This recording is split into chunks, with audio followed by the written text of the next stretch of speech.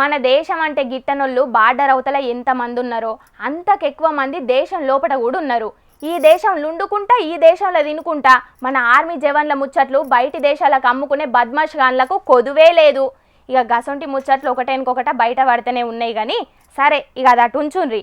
మన కంటి నిండా నిద్ర ఓనికి కారణమైన ఒక జవాన్ను ఎసొంటి తిప్పల పెడుతున్నారో చూద్దురు పాండ్రి. సిద్దిపేట జిల్లా చౌదరపల్లెలా బి రామస్వామి. నేను జమ్మూ కాశ్మీర్లో పాకిస్తాన్లో డ్యూటీ చేస్తున్నాను ప్రస్తుతానికి. మా విలేజ్ వచ్చేసి చౌదరపల్లి, మండలం అక్బర్పేట్, భూంపల్లి, డిస్టిక్ వచ్చేసి సిద్దిపేట డిస్టిక్, స్టేట్ తెలంగాణ. మా విలేజ్లో మా సొంత భూమిని వేరే వాళ్ళు కబ్జా చేశారు. ఇన్న అరుల్లా ఎంత పాపం ఉన్నదో. సరిహద్దుల నిలబడి దేశం కోసం పానాలకు తెగించి మరి కొట్లాడే సైనికుని భూమిని కబ్జా చేసిండ్రట. ఆళ్ళ కండ్లు మండ. ఒక దిక్కు మన జాగ మీద అటు పాకిస్తానోడు ఇటు చైనా ఓడు కన్నేసి ఎప్పుడెప్పుడు దోసుకుందామా అని గోతికాడ నక్కలెక్కనే చూస్తున్నారు.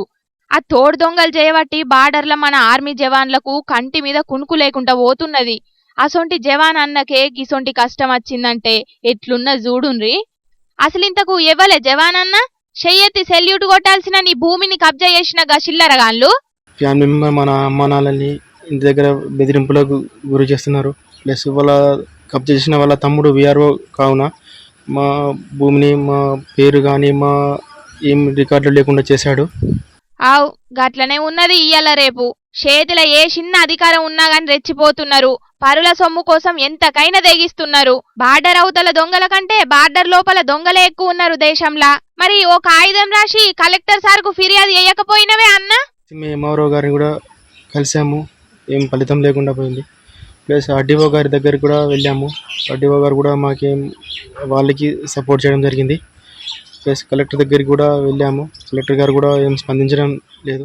అరే ఒక జవాన్కి వచ్చిన ఆపదనే ఎవ్వరు పట్టించుకుంటలేరంటే ఘోరమే ఉన్నది. ఇక మాసొంటి కామన్ పబ్లిక్ కు గిసొంటి పరిస్థితి ఎదురు పడితే ఇంకెట్లుండునో. మరి ఆఖరుకు ఏం చేయాలని నిర్ణయం తీసుకున్నవే అన్న? వీడియోను ఎంత మందికి షేర్ చేసేంత వీలైనంత త్వరగా షేర్ చేయండి ప్లీజ్. మా ఫ్యామిలీ మెంబర్ కొంచెం ఇబ్బందిలో ఉన్నారు, దయచేసి మమ్మల్ని ఆదుకోగలరని నా యొక్క మనవి. జై హింద్, జై జవాన్, జై కిసాన్.